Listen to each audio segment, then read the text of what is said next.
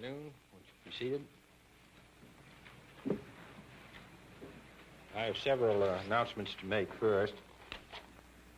I have a statement about the Geneva negotiations for an atomic test ban. These negotiations, as you know, are scheduled to begin early in February. They are of great importance, and we will need more time to prepare a clear American position. So we are consulting with other governments and are asking to have it put off until late March. As you know, Mr. John McCloy is my principal advisor in this field, and he has organized a distinguished panel of experts headed by Dr. James Fisk of the Bell Laboratories, and Mr. Salinger will have a list of the names at the end of the conference, who are going to study previous positions that we've taken in this field and also recommend to Mr. McCloy, for my guidance, what our position will be in late March, when we hope the test will resume. Secondly, the United States government has decided to increase substantially its contribution towards relieving the famine in the Congo. This will be done by increasing the supply of cornmeal and dry milk, by adding contributions of rice, and by airlifting 1,000 tons of food supplies, seeds, and hospital supplies from a number of African nations to the Congo. It is the intention of the United States government to meet fully the emergency requirements of the Congo for rice, corn, dry milk, and other foodstuffs in our surplus stocks. Assurances have been received from the United Nations that with the help of this program, the flow of supplies will be adequate to relieve the distress. The United States government will cooperate fully to help the United Nations prevent famine in the Congo.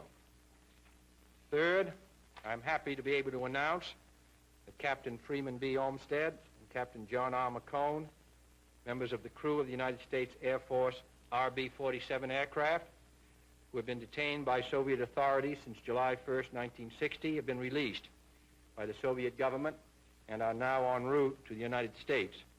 The United States government is gratified by this decision of the Soviet Union and considers that this action of the Soviet government removes a serious obstacle to improvement of Soviet-American relations. Our deepest sympathy and understanding goes to the families of the men of the RB-47 who gave their lives in the service of their country. At the same time, I am sure that all Americans join me in rejoicing with the Olmsted and McCone families.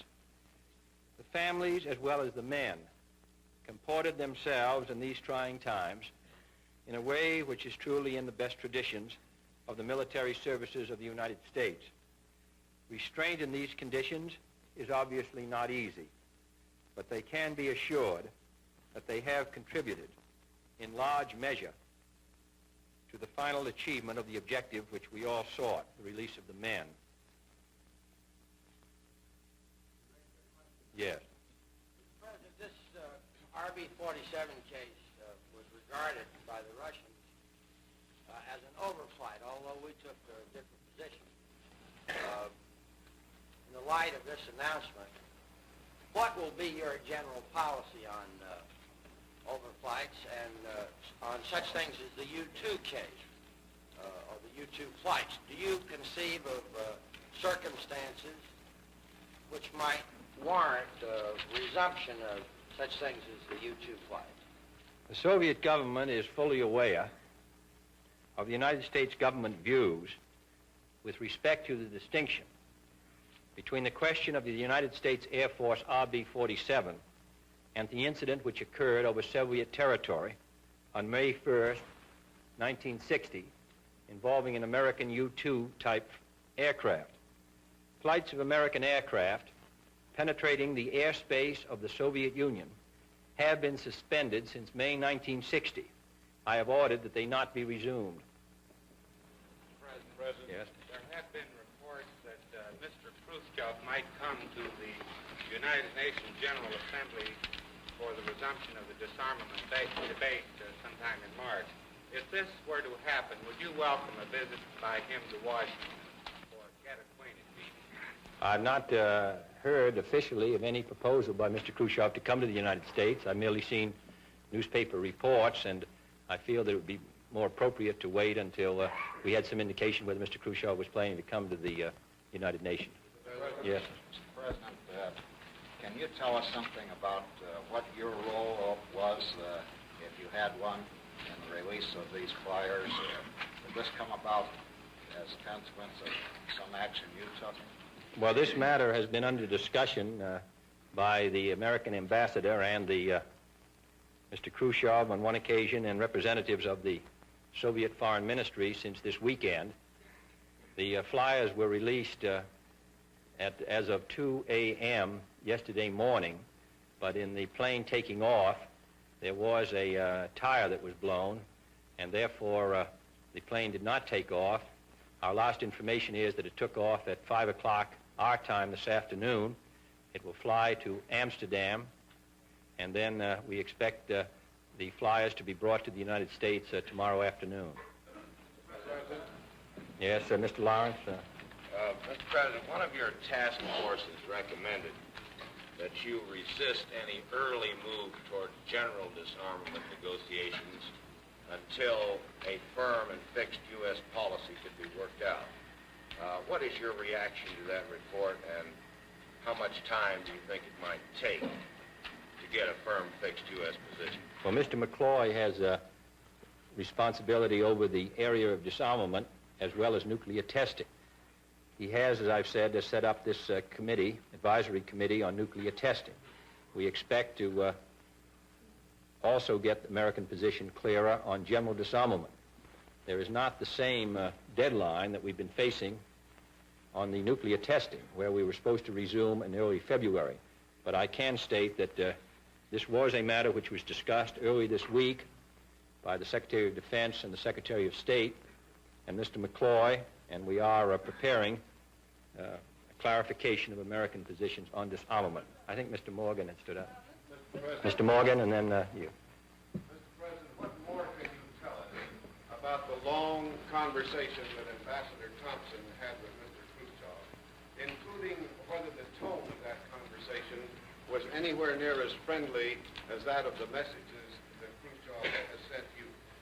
I would say the tone was friendly, and as a result of the conversations, as I've said, the decision was made to release the flyers. But the conversations were conducted in an atmosphere of civility. Could you give us any indication at all as to what other subjects were taken up in addition to the release of the RB-47 flyers? No, I think that I'll have to stand on my previous statement. Yes, ma'am? Does your administration plan to take any steps to solve the problem at Fair County, Tennessee, where tenant farmers have been evicted from their homes because they voted last November and must now live in tents?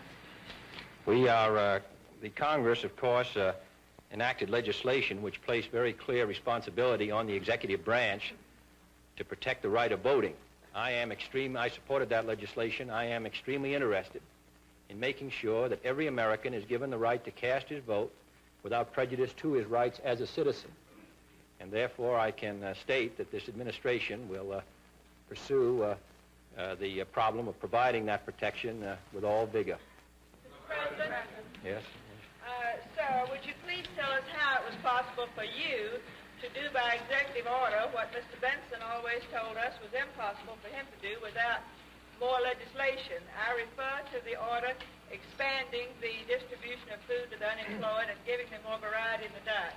Well, I would not attempt to comment on Mr. Benson. I don't think there's any question of our rights to issue the executive order under the authority given to us by the Constitution and by legislative action. I think we're within our rights. It is a judgment as to what is the best use to make of the funds that are available. The funds are quite limited.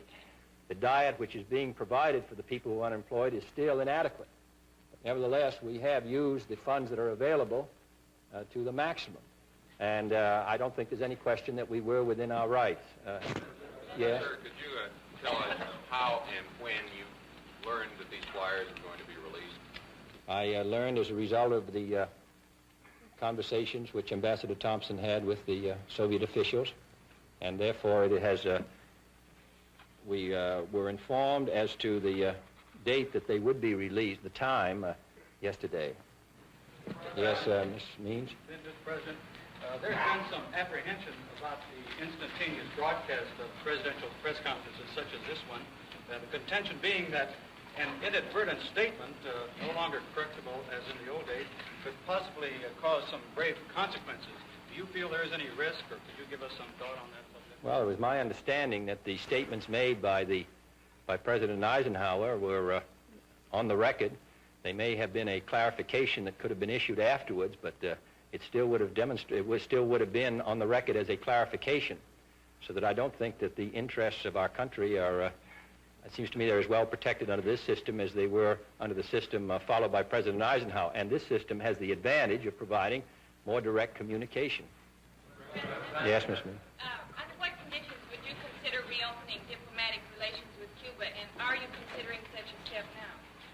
Well, to take the last part first, we are not considering such a step at the present time. I may say that the United States is interested, and I think that this administration is extremely interested in movements in Latin America or in Central America or the Caribbean which provide a better life for the people. And if American interests may be damaged by those movements or revolutions or whatever term you want to use, we feel that this should be a matter that should be negotiated. What we are, of course, concerned about is when these movements are seized by external forces and directed not to the improving the welfare of the people involved, but towards imposing an ideology which is alien to this hemisphere. That is a matter of concern, particularly when that intervention takes the form of military support, which threatens the security and the peace of the Western Hemisphere. Now, I'm hopeful that governments will be established throughout all of Latin America, and governments which are established will, and I think nearly all of them do, share the same view that we have to provide in this hemisphere a better life for the people involved, that we are interested in that we are concerned about it, that American policy will be directed towards that end. But we are also concerned that in the name of that peaceful revolution, when it's seized by aliens for their purposes, it's very difficult for the United States to carry on happy relations with those countries. So in answer to your question, we have no plan at present to resume diplomatic relations with Cuba because of the factors which are involved on that island. Yes, Mr. Evans. President, you've said in the past, sir, that the president should be in the thick of the political battle, and I wondered, sir, if you could tell us what part you're playing in the effort to expand the Rules Committee, and whether you feel your domestic program, whether the success of your domestic program in part depends on expanding the Rules Committee. Well, the Constitution states that each house shall be the judge of its own rules, and therefore the Speaker of the House, Mr. Rayburn, has been extremely anxious that the House be permitted to settle this matter in its own way. But it's no secret that I would strongly believe that the members of the House should have an opportunity to vote themselves on the programs which we will present. That, I think, is the reason the people selected them to go to the House of Representatives and to the Senate and selected me as president, so that we could present programs and consider programs and vote on programs which are put forward for the benefit of the country. Now, I feel that it would be, I'm hopeful that whatever judgment is made by the members of the House, that it will permit the members to vote on these bills. This is a very difficult time in the life of our country. Many controversial measures will be presented, which will be in controversy and will be debated. But at the end, the majority of the members of the House, the majority members of the Senate, I hope will have a chance to exercise their will, and that a small group of men will not attempt to prevent the members from finally letting their judgments be known. For example, we have a housing bill which is going to come before the Congress this year. We have an aid to education bill. We have legislation which will affect the income of farmers. Shouldn't the members of the House themselves, and not merely the members of the Rules Committee, have a chance to vote on those measures? But the responsibility rests with the members of the House, and I would not attempt in any way to infringe upon that responsibility. I merely give my view as an interested citizen. Yes? Yes? Are any plans being made to implement the recommendations in the Voorhees report on the Cuban refugee problem? And secondly, do you plan to appoint somebody to continue Mr. Voorhees' work? We are considering the recommendations of Mr. Voorhees and the whole problem of the Cuban refugees, but I don't have any statement to make on it at this time. Yeah?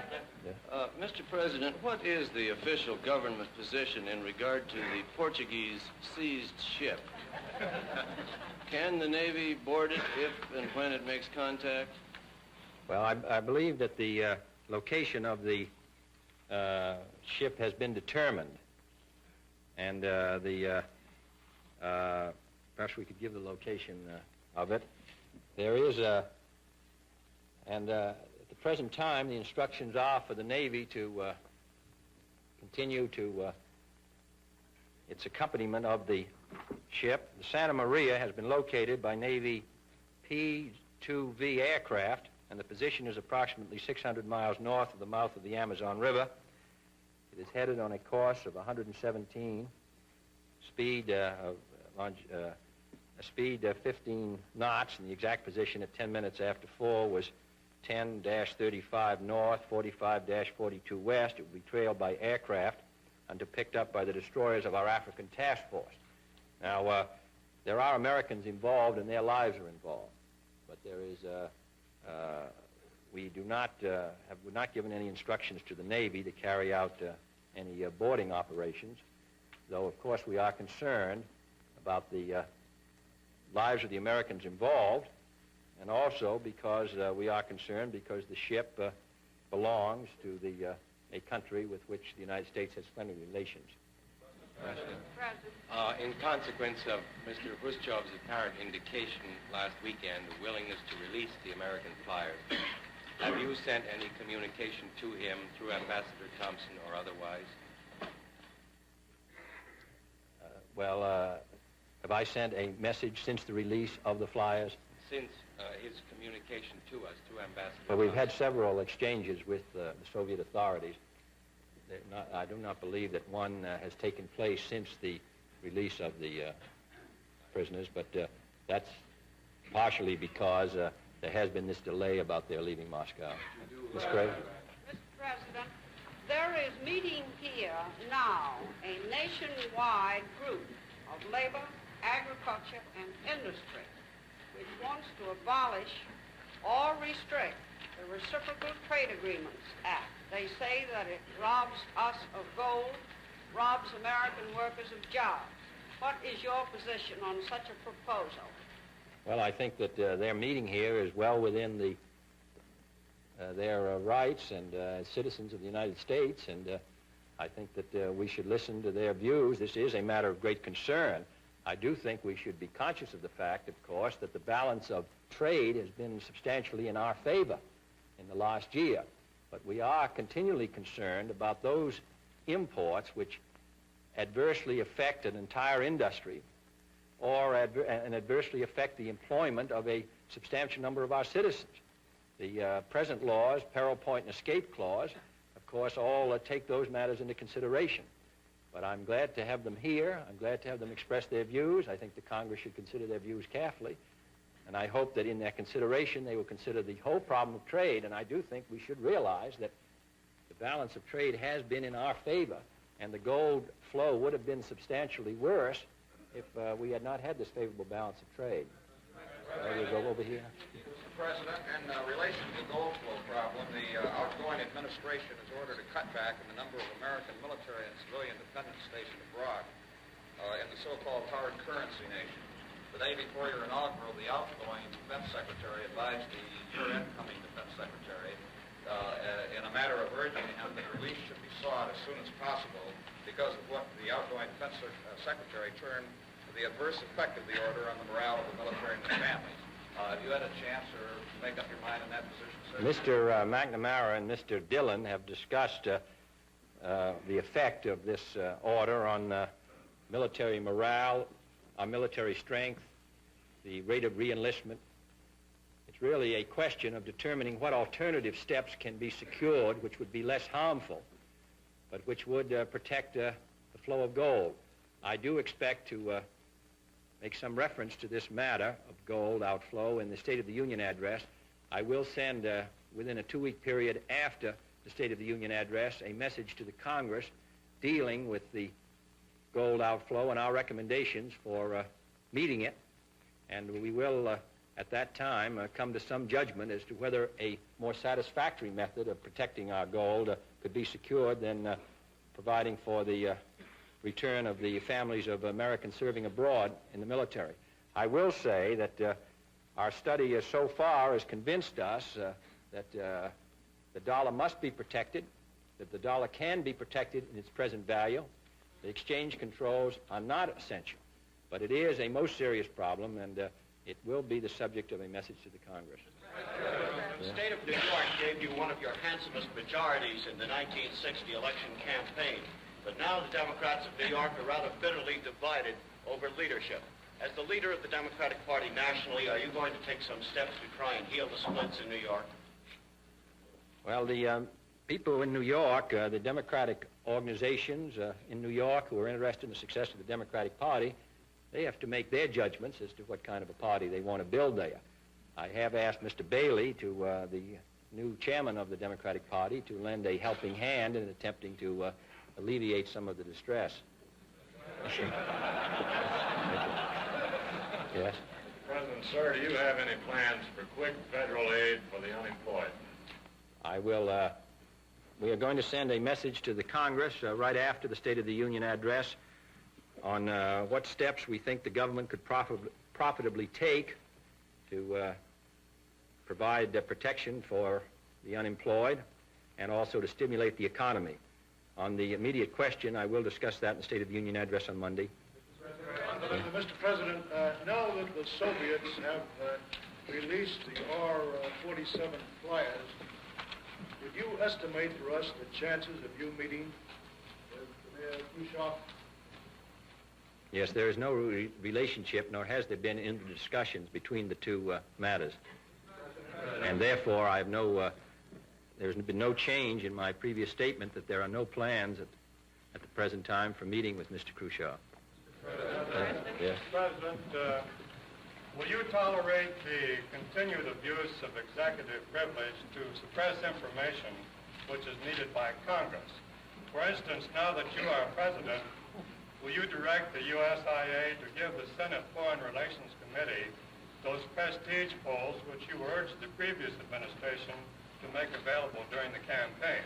Well, let me say that I would have no objection at all to polls or at least the results of the polls being made available, and I'll be delighted to check in and see what we can do about making it available to the Senate Foreign Relations Committee or the House Foreign Relations Committee if they would like them. Another question, Mr. President, about the abuse of executive privilege to suppress all sorts of information. What is your position on that? Well, that's a statement, really, not completely a question. I believe that you yourself agreed. Well, that's why I stated that I thought that it would be well to release these polls, and that's why I said I'd be glad to release these polls.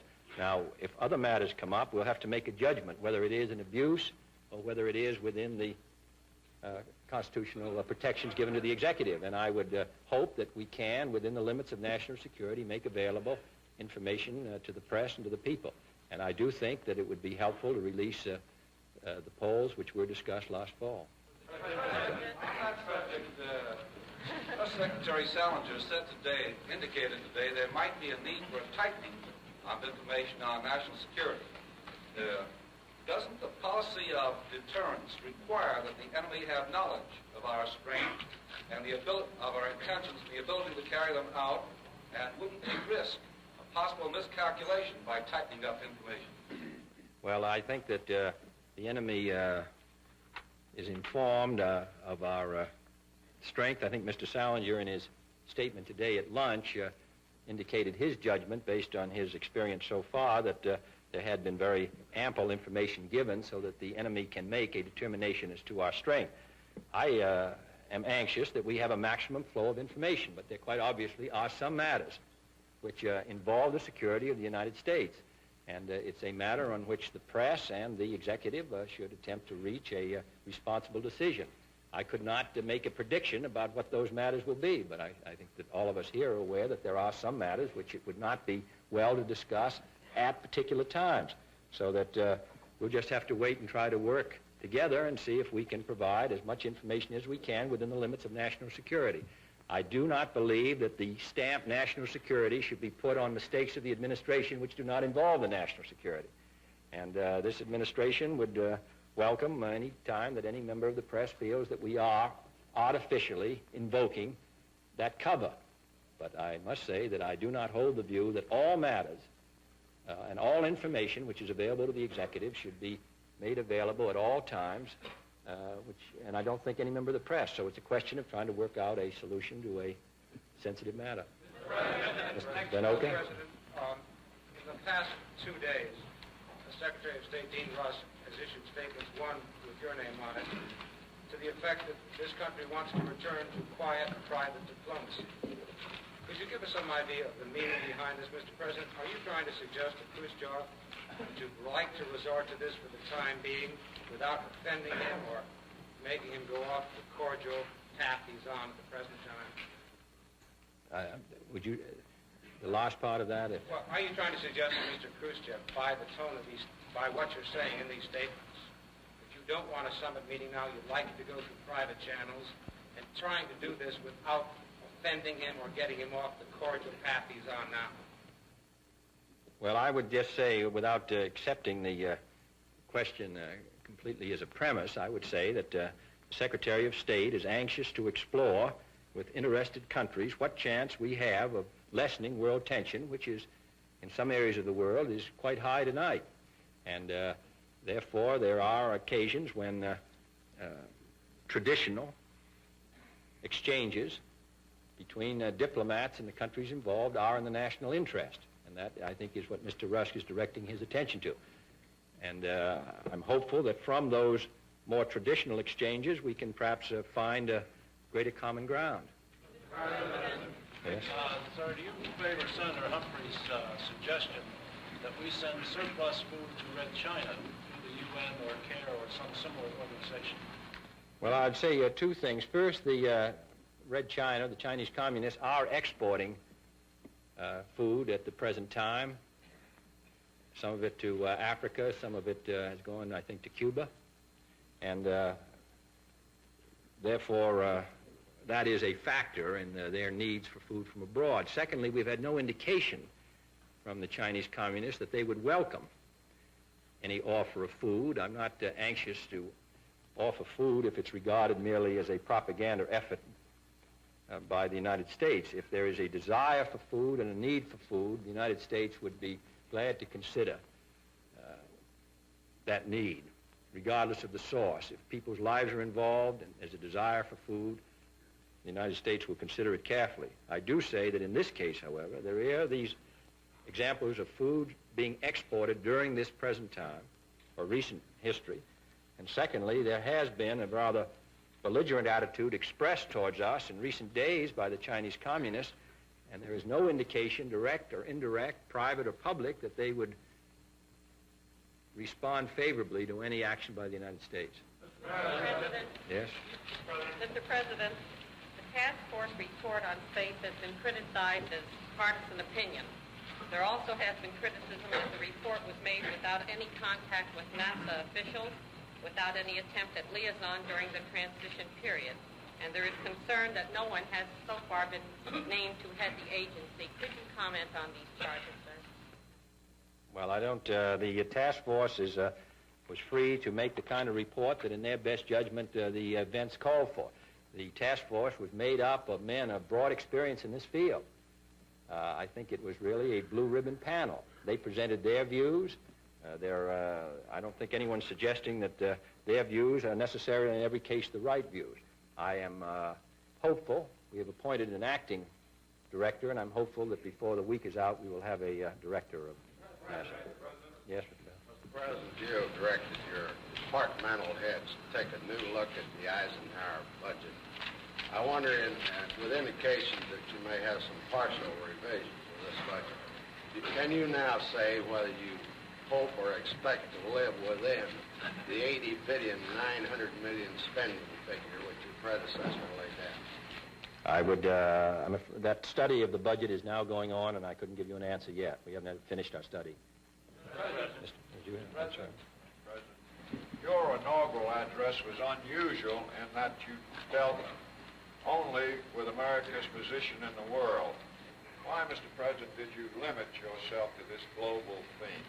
Well, because the issue of war and peace is involved, and the survival of perhaps the planet, possibly our system, and therefore this is a matter of primary concern to the people of the United States and the people of the world. Secondly, I represent a new administration. I think the views of this administration are quite well known to the American people and will become better known in the next month. I think that we are new, however, as far on the world scene, and therefore I felt that there would be some use in informing countries around the world of our general view on the questions which face the world and divide the world. Yeah? Mr. President, you have spoken of the situation where there are crises in the world now. One of these places is Laos. Do you have any hope that a political settlement can be negotiated there? Well, as you know, the British government has presented to the Soviet Union, and to the best of my information, an answer has not been received by the British of a proposal to reestablish the International Control Commission. That we ought to know shortly whether there's any hope that that commission can be reestablished. As to the general view on Laos, this matter is of great concern to us. The United States is anxious that there be established in Laos a peaceful country, an independent country, not dominated by either side, but concerned with the life of the people within the country. We are anxious that that situation come forward, and the United States is using its influence to see if that independent country, peaceful country, uncommitted country, can be established under the present very difficult circumstances. Mr. President, in discussing with the Soviet Union the release of the RB-47 flyers, did we also take up with Mr. Khrushchev the fate of Francis Gary Powers, the U-2 pilot, and the 11 flyers that were missing from the C-130 that was shot down inside Armenia in 1958? The matter of the 11 flyers was discussed, and Mr. Khrushchev, and the Russians rather, have stated that that their previous public statements on these flyers represent their view on the matter, that the newspaper magazine story, which came from written by an Eastern German, did not represent the facts. So that would, on the matter of Mr. Powers, we have not discussed him because, at this time, because he is in a different category than the flyers that were released. One was an overflight and the other was a flight of a different nature. Yes? Did the Russians ask any quid pro quo, or did we make any concessions to them in exchange for the release of these flyers? They did not. If not, how do you account for this remarkable turnabout in their relations with us? We did not. The statement which I have made is the statement which the United States government put forward on this matter, which I read to you earlier in regard to overflights. I would not attempt to make a judgment as to why the Soviet Union chose to release them at this time. I did say in my statement to Mr. Arrowsmith that this had removed a serious obstacle in the way of peaceful relations between the Soviet Union and the United States, and I would judge that they desired to remove that serious obstacle. Sir, that they accepted a reassurance of no more overflights as an exchange? It is a fact that I have ordered that the flights not be resumed, which is a continuation of the order given by President Eisenhower in May of this year. Mr. President, your own election has stimulated renewed proposals for electoral reform. Do you have any objection to changing the present method of electing presidents, or do you favor any of the proposals? Well, I do have some thoughts on it. One that, first place, having been through the experience in '56, I think it was, of an attempt to substantially change the Electoral College, it's my judgment that no such change can secure the necessary support in the House, the Senate, and in the states of the Union. The area where I do think we perhaps could get some improvement would be in providing that the electors would be bound by the results of the state elections. I think that would be a useful step forward. The electors, after all, the people vote. They assume that the votes are going to be cast in a way which reflects the judgment of a majority of the people of the state, and therefore I think it would be useful to have that automatic and not set up this independent group who could vote for the candidate who carried the state or not, depending on their own personal views. That would be the first thing.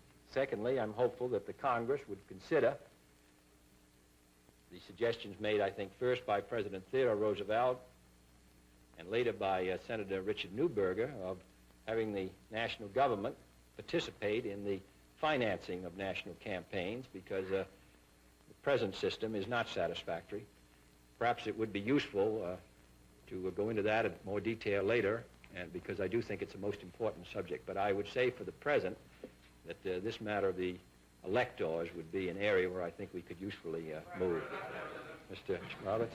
On a related subject, without being morbid, have you given any consideration to the problem which President Eisenhower resolved with his vice president? That is the problem of the succession in case of injury, illness, or some incapacitation. Have you thought of some agreement with the vice president such as your predecessor has? Yes, well, I haven't developed that at this present time, though I do think that President Eisenhower's decision was a good one, and I think it would be a good precedent. Nothing's been done on it as yet, but I think it would be a good matter on which we could proceed on. Thank you.